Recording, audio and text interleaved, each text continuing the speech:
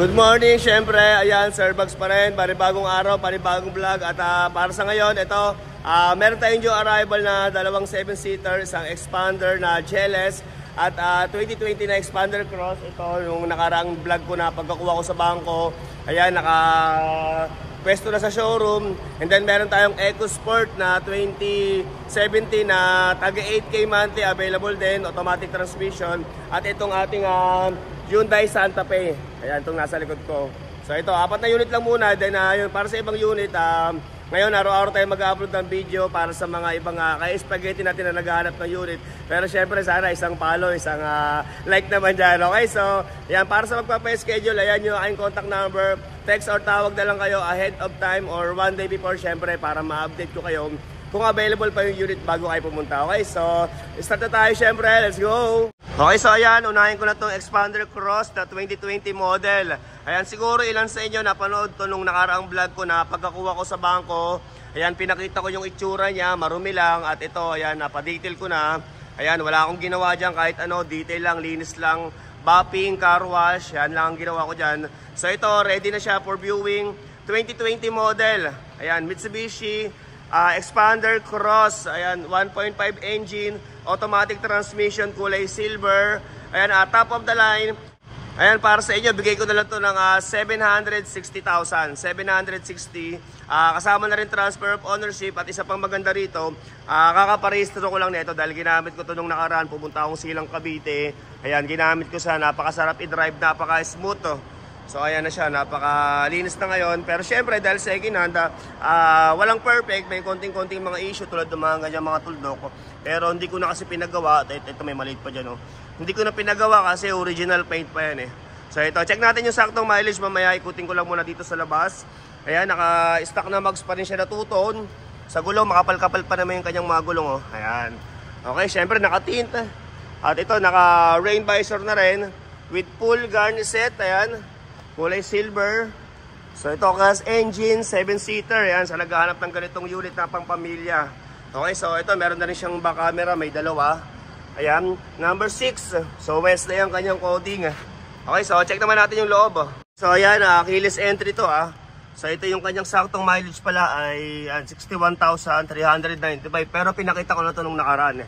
Yan, pagkakuha ko pa lang sa bangko, pinakita ko na yung kanyang mileage din yung loob. So ito, naka-leather seat.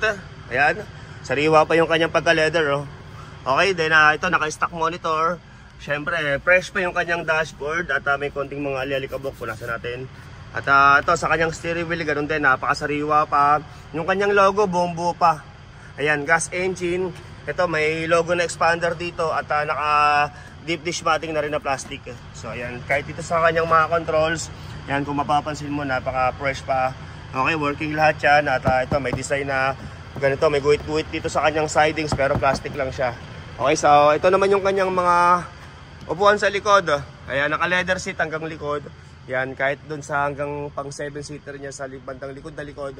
Ayan, naka-leather pa rin. Okay, so binuksan ko lang para medyo maliwanag.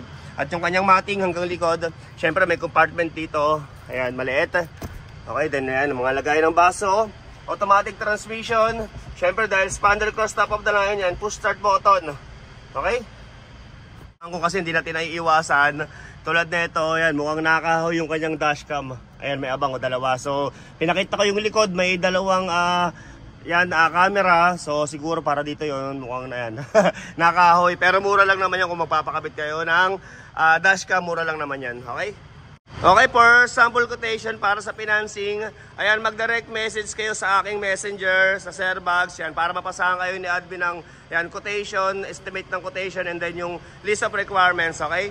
So, ulitin ko to, 2020 model, Mitsubishi Expander Cross, ayan, top of the line, automatic transmission, gas engine, kulay silver, 7-seater, ayan, 760K ko na lang to bibigay. 760,000 together with the transfer of ownership. At ito, bagong rehistro ko pa lang siya, okay? So, next unit tayo. Okay, at sabay ko na rin itong aking Suzuki Ertiga. Ayan, 2023 Suzuki Ertiga GLX Hybrid. Ayan, automatic transmission, 20K mileage only, brand new condition. Ayan, kahit sa loob niya, may bago pa yan. Ito, bigay ko na lang to ng 830,000 kasama na rin ng transfer of ownership.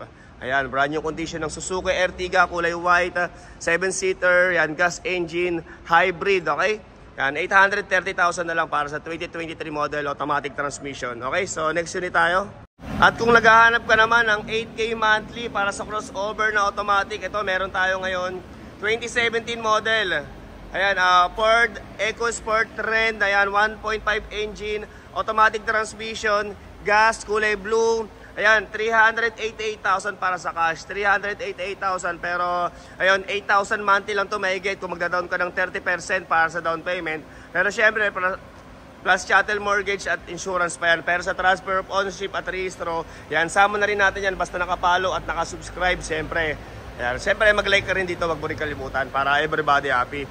Ayan, so ito naka-start lang, kakatapos ng linisin. Ayan, naka-stock mags. At sa gulong niya, parang bago pa yung kanyang mga gulong. Ito, napakakintab, napakasiriwa. Ayan, so check natin yung kanyang loob. Ito naman yung kanyang loob ng 2017 Ford EcoSport. Ayan, 1.5 engine, automatic transmission, napakalamig oh. Yan, i-start lang siya kasi baka syempre, dapat pag hindi ginagamit yung sasakyan, i-start natin yan dahil baka ma-deadbat eh. Ayan, yung kanyang saktong mileage ay, ayan, ang kanyang saktong mileage ay, ito, 42,000. Okay, sariwang yan, dashboard. Napakalinis, ito naka-radyo, automatic transmission, syempre lagayan ng mga baso. Ayan, may saksakan dito para sa cellphone na gusto mag-charge. At ito naka-leather na rin. Ayan oh, napakaganda ng leather na ito. Syempre sa gusto magpagawa ng ganitong leather seat, German leather, ayan, mag-PM na lang kayo sa Facebook page na yan, sa Sir Bag Seat Cover.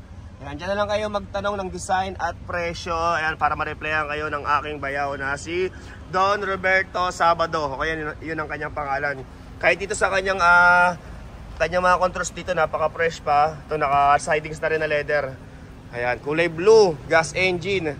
Okay, at ito naman yung kanyang mga upuan sa likod, naka-leather din. Lahat ng upuan. Ayan, okay. O, sa may gusto nito, yan yung aking contact number. Tawag na lang kayo or text. Yan, magpa-schedule kayo na mas maaga, syempre, para yan, ma-update ko kayo kung available pa to bago kayo pumunta. At ito, naka-full guard set na rin pala siya. At may tint. Meron na rin siyang rain visor. Ayan, okay? So, ito estimate ko baka nasa around 160 ang down payment nito sa 30%. All in, kasama na yung chattel tsaka insurance. 160 or 170. Yan, mag-message na lang kayo sa messenger ko, okay? So, ulitin ko to, 2017 model, Ford EcoSport 1.5 Trend. Ayan, automatic transmission, kulay blue, gas engine. Ayan, sa naghanap ng ganitong crossover. Para sa cash, 388,000 na lang siya. 388,000. Ayan. Okay, 20,000 ng reservation. Meron tayong online bank transfer o GCash. Ayan, sabihin nyo lang ako, okay? So, next unit tayo. So, ito, next unit natin. Ayan, available na siya ulit kasi last time meron na nagpa-reserve nito. So, hindi siya tumuloy. So, na-forfeit. Kaya tayo, bago tayo magpa-reserve ng unit, isure muna natin na gusto natin yung unit, check natin mabuti, bago tayo magpa-reserve. Dahil kapag ayan, nagbago isip natin, iba na lang kukunin natin, iba na lang bibilin, ayan, mapoforfeit yung ating reservation. Pero kung financing naman at hindi kayo na-approve, kapag kayo nagpa-reserve, refundable naman yan kapag sa financing, okay? So, ito, 2016. Ayan, Hyundai Santa Fe CRDI, kulay white, automatic transmission, diesel engine, 738,000 ang asking dito. 738,000. Siyempre, super negotiable pa yan upon viewing. Okay, dito nagbibigay dito ng last price.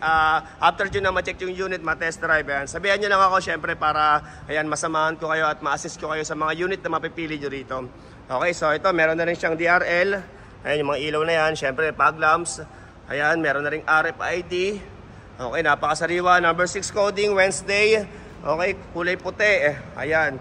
Sa mugs niya, so ito yung kanyang mugs, naka-stock pa sa gulong. Ayan, oh. Parang bago pa rin yung kanyang gulong. At so, bago ko ipakita yung loob, dito muna tayo sa bandang likuran. So, ito yung kanyang likod. Ayan, meron na rin siyang ayan, back camera, CRDI. Okay, then yung kanyang tambucho. Ayan, may dalawang magkadikit. Ito, napakasariwa din na ito. Ayan. Okay, so check natin yung loob. So, ayan, oh. Naka-leather seat siya na may design na kulay red na guhit sa gitna. Ayan, merong ito, may armrest dito, lagayan ng baso rin to. So ayan, ay armrest. Ito nga, lagayan ng baso. Tama, tas yan, armrest. Okay. So ito, napakaluwag ng loob na ito. So ayan, lahat ng puwan, naka-leather seat. Siyempre, meron pang saksakan ng yan, cellphone dito sa mga gusto mag-charge. Kaya naka-deep dish matting. Okay. Okay, at dito naman tayo sa bandang driver side. Ayan, napaka-fresh pa rin yung kanyang steering wheel, yung logo buo. Ayan, mga controls, working lahat yan, syempre. At ito, may armrest na rin, syempre may compartment dyan, ayan. Okay, lagayan ng baso, automatic transmission, naka-monitor, ayan, sariwang dashboard. Okay?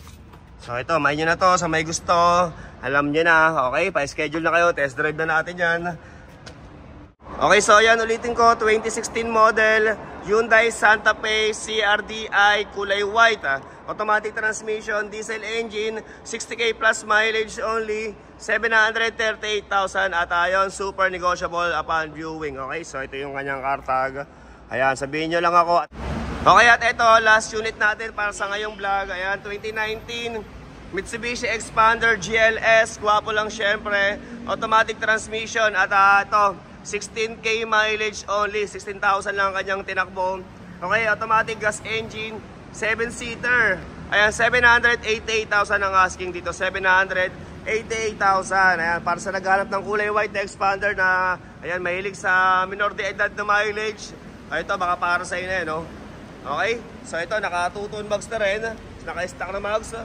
Ayan, makapal pa naman yung kanyang mga gulong, naka-tint with rain visor. Okay, so check naman natin sa bandang likuran. Ayan, napakasariwa na ito, 2019 model. Okay, so ito yung kanyang likuran. Ayan, meron na rin siyang back camera. Okay, so check naman natin yung loob. Okay, so ito naman yung loob ng 2019. Ayan, Expander GLS. Okay, push start button. Naka-stock na monitor. Ayan, ang kanyang saktong mileage. Ay, ang hirap pumasok. So ayan, kita nyo ba? Ayan. Sa mga nagtatanong nga, yung iba kasi, ayan, mababa daw mileage. Ganun talaga eh. Minsan kasi mababa yung kuha namin. Ayan, lalo yung nung nakarang Fortuner na na-vlog ko na 2013 model na 4x4. Ayan, napakababa lang ng mileage nun kasi yung may-ari nun is OFW. Ayan, bira lang sila umuwi rito kaya napakababa ng mileage, okay? Pero yung iba naman mataas tulad nung nakarang nung unang pinakita ko Expander Gross, 61,000 mileage, 2020 model. Ito naman, 16,000. Yan, iba-iba kasi, okay?